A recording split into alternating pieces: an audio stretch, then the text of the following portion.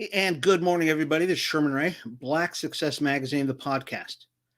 Have you got a great idea for a product? You just don't know how to get it out to the public?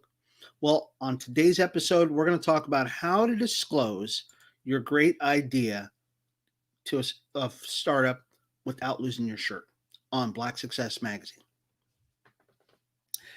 Folks, Black Success Magazine is all about success. It's all we talk about each and every day. And on Black Success Magazine, we come to you Monday through Friday, 8:30 in the morning till about, oh gosh, about 9 o'clock. And we talk about success. That's all we talk about. And today we're going to talk about 6 tips on how to disclose your business, your startup business, without losing your shirt. Before we get started with that, folks, let's talk about what is starting today. Today is the beginning of Black History Month, and this is that one time of the year where we get to talk about not well, it's different. A Black Success Magazine, we talk about success all the time, but Black History Month, the nation gets to look back at all of the great accomplishments that Black Americans have contributed to society. And on Black Success Magazine, we are no different. We're going to take a look back, and we'll have a little segment towards the end where we're going to be looking at some of the successes of Black people and the contributions of Black individuals, men and women, and kids, boys and girls. And we're going to talk about that a little bit today, too. But today we're going to start talking about the 6 tips on how to disclose your startup in business. This is an interesting subject, folks, in that there's so many of us who've got some great ideas for business, and we're walking around with them, and they're all trapped in our little heads. I don't know about you, but when we started our restaurant, I was almost fearful of telling anybody about it. I really was. I was almost fearful of telling anybody about it. And I knew at some point, though, I would have to because, it's just in you, and you just want to tell everybody about it. So, and you're probably the same way. Many of you probably have ideas for businesses.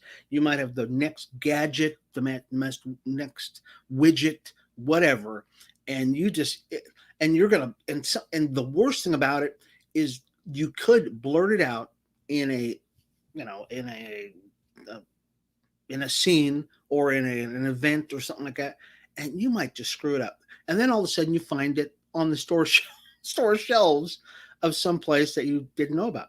Let me give you an example. A few years back, I was called in by a local restaurant. It wasn't a restaurant; it was actually a bar. And I won't even tell you what the name of the bar is because I'm still upset about it. So they called me in, and at the time, I owned a coffee restaurant, and we roasted coffee and we made coffee drinks and everything else. Now they're a bar, so the bar had really no idea about coffee drinks. So I brought in all these samples of coffee, and I said, "Okay, well, guys, I've got this coffee, I've got that coffee, that coffee, that coffee, and I had a bottled coffee. So it's cold brewed coffee, and so many of you probably know what that is. Brought in this bottle of cold brewed coffee, and they all kind of looked at it and they went, "Wait a minute, we want that. We want that cold brewed coffee." And I said, "Okay, well, why would you want this cold brewed coffee?" And they said, "Well, because we want to mix it with alcohol." And I went, "Well, yeah, I know you can mix it with alcohol," but they go, "No, we want to bring in Jameson, or we want to bring in rum chata." I shouldn't say the names of them, but I'm doing it anyways. And we want to, and we want to pair it together. And I went, "Wow, that's a great idea. Let's talk about that a little bit more."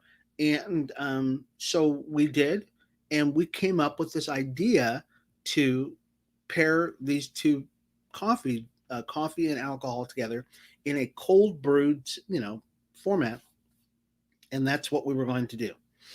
And then all of a sudden, the idea just dropped off of the landscape, and I went, "Huh, that's pretty interesting. How all of a sudden, we're not even talking about this anymore.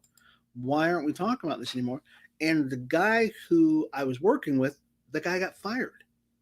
And I went, "Wow, that's interesting," because my main contact with this whole thing gets fired also.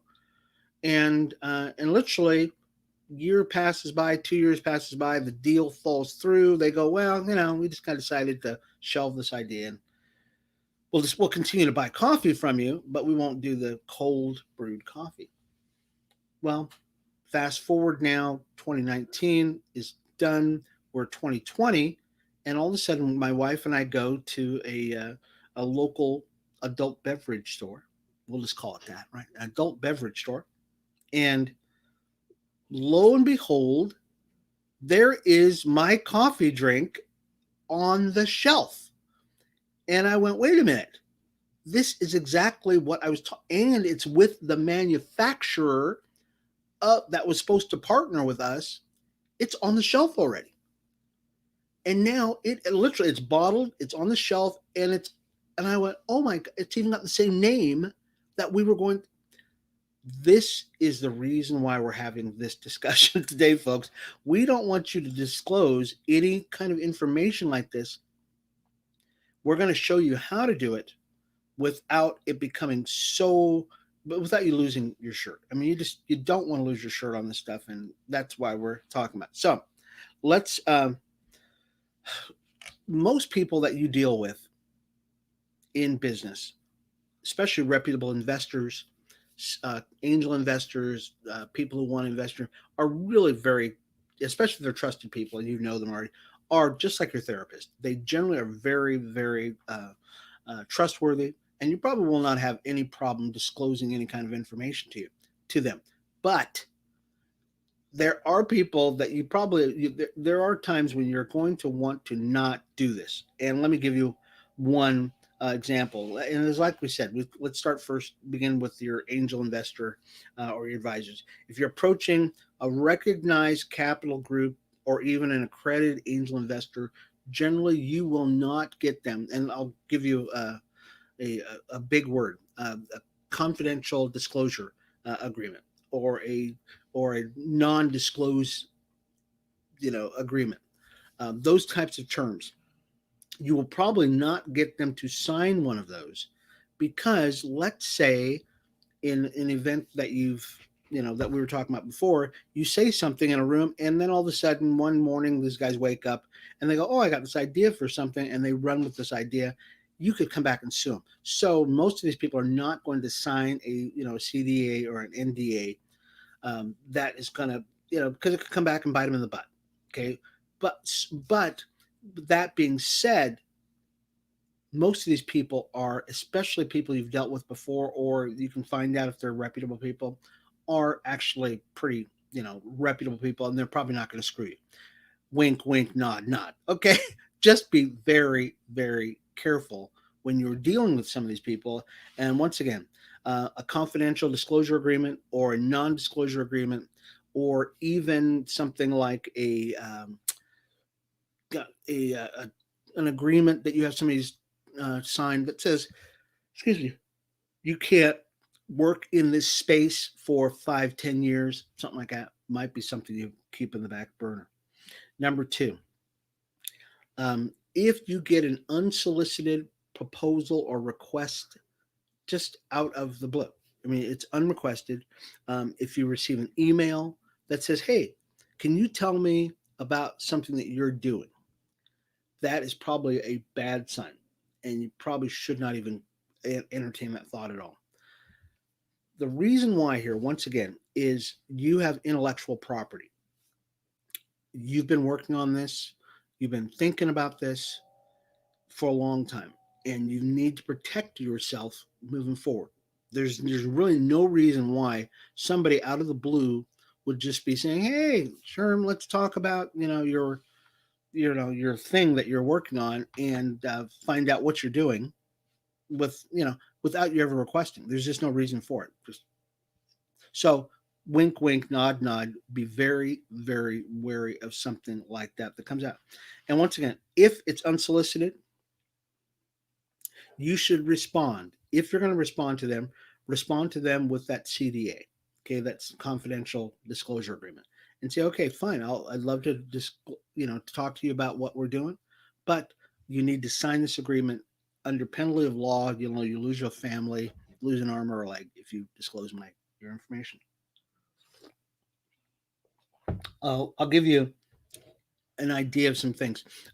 Here in Las Vegas, we've uh, we've got a lot of sayings we come up with here in Las Vegas, and I have, and I'm going to tell you about this right now because if I don't tell you now, by the time it happens, people will say, "Oh no, Sherman, you didn't come up with that idea," because there was an idea that came up, um, and it is now a literal. I believe I was the first person to use this hashtag.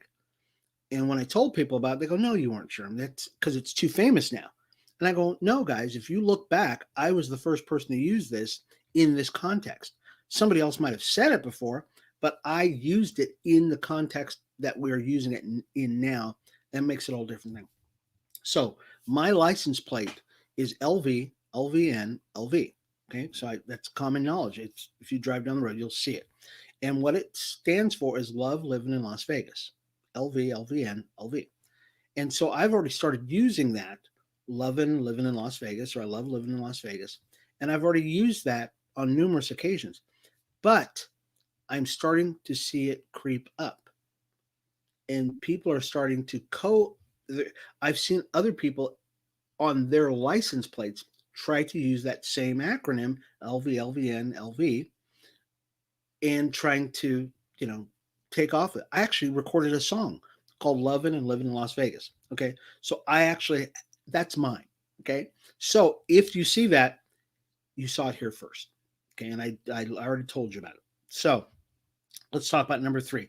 And what we're talking about is 6 ways how to disclose your startup in business without losing your shirt. Number 3, discussions with strategic partners. Most often, potential partners already are in the business that you're in. So it's probably not going to be a bad, uh, if they wanted to use your idea, they would have probably already used your idea already. They're probably not going to. But once again, um, or they might disclose to you information that's really fairly close to what you're using in because you're both in the same industry. What's probably a good idea is if you both sign a mutual agreement that you're not going to use anything that they've told you, because you might be saying to them, "Hey, I need some ideas, I need some help on this particular project," and you go, "Okay," and the other guy goes, "Well, yeah, I've got something really similar to that, and I was thinking about doing that too." Well, before you say anything, get a mutual disclosure agreement where you both say, "Okay, I will not use your idea. I'm just bouncing ideas off of you." And he says, "Okay, I won't use your idea. It's different, but you're in the same industry and we could become competitors. And we don't want to do that."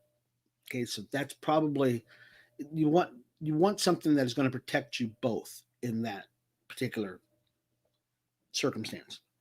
You might talk about business, just don't talk about your business. Hey, let's talk about, I'm building this race car. Let's talk about race cars. Okay, let's talk about racing. Okay, you're not talking about your car. You're talking about racing in just in general. And thank you. I just had a puppy walk in the room. This is the this is the glory about having this kind of environment. Hopefully, you can't hear the stuff that's going on outside the door here, but it happens on occasion. Um, let's talk about another thing. If you're talking about patents or patent pending, okay, don't do it. Just don't talk about anything that if you're thinking about doing a patent or it's it's something that might be planned down it or it's a current patent pending, something that's currently in it, don't talk about it at all. Okay, you just leave it, just hold your mouth and say, okay, does somebody say, let's the hardest thing here, I guess, would be to not disclose it. And the heart, and for me, I know I get so excited about things, and I go, "Hey guys, guess what's going on?" I'll tell my buddies, and I'll bounce ideas. Right now, we're working on a just fantastic project. Right now, I've told you guys about it already, and it's called Las Vegas Speaks. But Las Vegas Speaks is actually already it's already out there right now.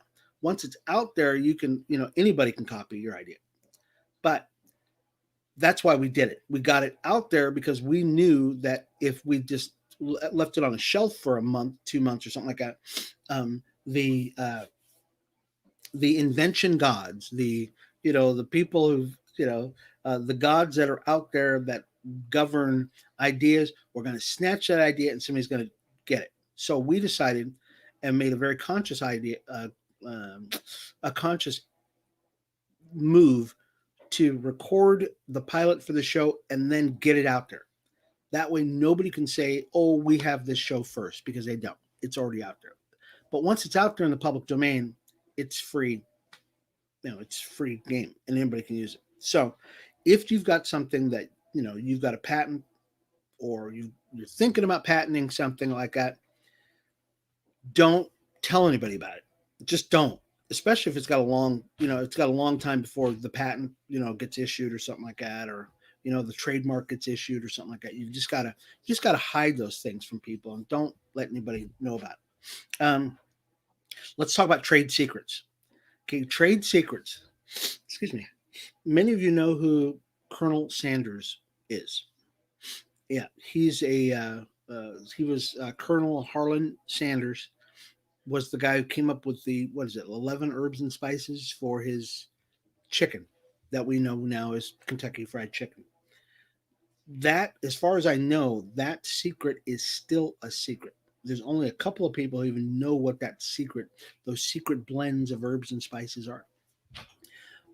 I'll refer back to my business as a entrepreneur, somebody who came up with a recipe for espresso. Now, most people will tell you, especially in the coffee industry, that your espresso blend is sacrosanct. You just don't tell anybody about it. And because you don't tell anybody about it, people always want to know about it. I had, I can't tell you how many people who came in the door asking me for the recipe for my espresso. And the reason why is because it takes a long time to figure out the right blend. Is it two coffees? Is it three coffees? Is it five coffees? What ratios are they? What kind of things are they? And even my employees would do the same thing. They would go, "Hey," or they would come into the room while I'm mixing my espresso. And I would say, "You have to leave," or I would wait. They didn't even know what coffees I put in it. I would tell them, "Hey, it's one is from, Af- Africa. The other one's from Latin America." So didn't give them any, or you just don't tell people the stuff that you're doing. I'm sorry, people were asking me stuff. Oh, okay. There's people who said they want to introduce their company to me. Hey, I appreciate that. And well, what I'd like to do is I'll get back to you after the show. Okay. Thank you for. We get on occasion we get people who talk to us on during the show, and I can't. There's actually a lag time between the time I see your question and I actually get it, or the time I'll get it back to you. So we call that thing that I did there a trade secret, and you cannot give that to anybody. Here, I'm going to close the door here real quick. Sorry. Okay. All right. There we go. So I had my dog walked in the door, and when he walks in the door, he opens the doors, and he generally doesn't close them back. He's really rude that way. So sharing trade secrets is a no. You don't want to do that. You want to keep those things to yourself. No NDA, no CDA, no, I'll tell you later type thing. You just don't do it at all. As a matter of fact, guard your trade secrets. There's certain things that are proprietary to you. There's certain things that are public knowledge that everybody's going to know about. They're just going to know about it. If you have espresso that you know, everybody's going to know you're making with coffee. Okay. Do they know exactly which one it is? No. But, and you need to keep that as a trade secret for you. Don't give those ideas away. There is in just lately, we've probably heard more and more about dealing with certain countries. And certain countries say, if you want to deal with us, you've got to give us all of your trade secrets. You've got to give us your intellectual property. Well, The problem with that is that they are going to reproduce your product or your service, your process, and they're going to probably undercut you. And when they undercut you, you're out of business, which means they're going to sell your product that you've spent your blood, sweat, and tears on, and they're going to make that product and just kick you out the door, become your competitor. Um, we will also say that about Amazon. I'm very confident in saying this, that many people have said that dealing with Amazon is like you better be very careful because they can find out who your vendors are. They can find out because you tell them all this stuff because they need to know this stuff. So you have to be very careful about working with certain distributors, especially big box stores, big distributors like Amazon, because once they find out your trade secret, those proprietary things that are only unique to your particular product, okay? We're not talking about, okay, I make fried chicken, I make fried chicken, I make fried chicken. No, you make Kentucky fried chicken. That's different. If you make Kentucky fried chicken, you don't tell anybody about those secret herbs and spices, or if they know it, they don't know exactly what the ratios are to make your thing the way you make your thing. Guard those things with your life because that's the thing that makes you unique. And lastly, um, a an agreement duration. Okay, if you're going to innovation today is like cyclical. It used to be every 18 months or every 24 months or something like that that a new product would come out. Nowadays, new products come out like every 6 weeks. I mean, it's really just. I mean, I'm over exaggerating, but they come out like every couple of weeks. Something new comes out. So you've got to protect yourself in that you're saying, okay, I will discuss with you about my product, but you cannot get into this particular sphere or this particular uh, area or deal with this particular industry for a set amount of time. The time used to be 5 to 10 years, where you could tell somebody, okay, yes, you can work with my company, you can be a part of my team, but this lockout or this agreement that we're working on, you cannot work in this industry for 5 to 10 years. I knew a guy that I was in business with. He was in the big box, like Home Depot type particular business. He was one of the founders of like Home Goods or something like that. It was not Home Goods. Um, it was like a Home Depot or like a Lowe's, but it was a big box store like that. And when he left the company, or when they closed that thing down, he had like a 10-year horizon. He couldn't get back in that industry for 10 years. I mean, can you imagine that, right? And but that's the kind of that's the way it was. Nowadays, it's a little unreasonable to say somebody got 5, 10 years. Generally, they're not going to sign something like that. But you could say 2 to 5 years. You could say 2 to 5 years. Yes, we will talk to you about our great idea. We'll disclose to you all of our inner secrets that I've been working on. That the Lord woke me up in the middle of the night with a dream. You know, but you cannot get into this industry 2 to 5 years. If that's fine with you, then sign this agreement and we can talk. So those are pretty interesting. These non-disclosure agreements, these confidentiality agreements are they're really important in business. And if you are opening up a business, I'll tell you, this is probably one of those things that you should think about real early. Do not go around, once again, do not go around just telling everybody about what you're doing. Especially, I hate to say this, it could even be family members. I mean, it could even be family members that you're dealing with, or people who are saying that they're your best friends. Okay, they could be some of the worst because you just don't know. I mean, you just don't know. There was the story about the Kellogg's brothers. The Kellogg's brothers were there were two brothers. So one was a doctor, the other one was like his brother. The doctor came up with this great idea for like this these flakes, and the flakes were used for They were used for medicinal purposes. Well, this is where they screwed up. So, I mean, there's a lot of stories in between this, but there was a guy that they brought in to work with them. Okay, and we're not going to talk about the split of the brothers, the Kellogg's brothers, and who ended up getting Kellogg's cornflakes or anything like that. We're talking about post toasties. Okay, both. So there's another guy who came in to work for them. He did it for one reason. He wanted to find out what they were doing so he could steal their idea. And the Kellogg's brothers brought in these guys to work with them, and they didn't have these guys sign a non-disclosure agreement. Or at the time, they didn't say, hey, you can come and work for us, but you cannot work in this area for the next 10, 15 years or something like that.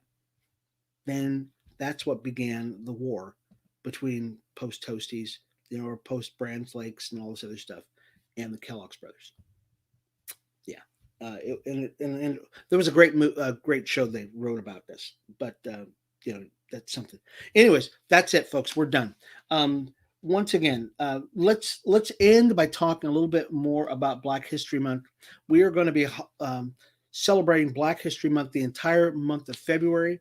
I'm really excited about this. We'll probably put something on our website, which is at blacksuccessmagazine.com, and we'll be talking more and more about the contributions of African Americans, Haitians, all people of Black hue. And I think you're going to really enjoy it. So we've done some great things. I'll tell you one thing right now. We will probably talk about some great inventors, maybe inventors like Mr. Banneker. There's a guy named Banneker. We're going to talk about him, and I'm going to give you a little bit of a preview on this. There's a guy named Banneker. Gosh, I forgot the guy's first name. Shoot, I'm so sorry about this. The layout of Washington, D.C. was started by a French guy. Thomas Jefferson brought him in, said, hey, guys, there's this great guy. He's a great renowned designer. And when they were talking about the layout of Washington, D.C., they said, let's bring this guy in. Well, the guy wasn't the nicest guy in the world, and he eventually got fired. But when he did, he left and took the designs for the city with him when he left. Back up just a second. When the French guy first came into town, he looked for reputable people to help him with the layout of the city, the federal city of Washington, D.C. And he brought on with him a surveyor and a black guy by the name of Banneker. Now, Banneker, the reason why they brought him in was because he was very smart. He was actually the guy who wrote the what we have now today is the Farmer's Almanac. He started out his career as being a watch designer or a watchmaker. He was actually, and that watch, he actually had a friend come over with a watch, and he was able to take that watch and recreate that watch out of wood, and it kept virtual exact time for decades. This guy had one of those minds that was just a prolific mind. Once this French designer left Washington, left the United States to go back to France, he took his prints with him of the city, and now the city of Washington, D.C. is not going to be built because they have no designs for it. And they said, well, how are we going to do this?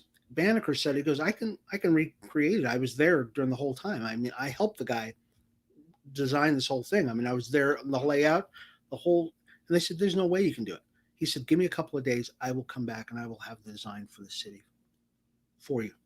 They said, okay, well, fine. We'll give you a couple of days. 3 days. He came back. He actually had a drawing of the city that he drew from memory. That's how you got the city of Washington, D.C. It was actually a man by the name of Roger Banneker, and he was the designer of Washington, D.C. He laid out the city, and that's your Black History Moment. This has been Sherman Wright, Black Success Magazine, the podcast. Thank you guys once again for being a part of the show. We will see you again tomorrow for Black Success Magazine. You go to our website at blacksuccessmagazine.com. Send me an email, info@blacksuccessmagazine.com. Once again, you can find us on Instagram, Facebook, Twitter, YouTube, or Apple Podcasts. We will see you again tomorrow for Black Success Magazine podcast. It's been Sherman Wright. Talk to you tomorrow. Bye-bye.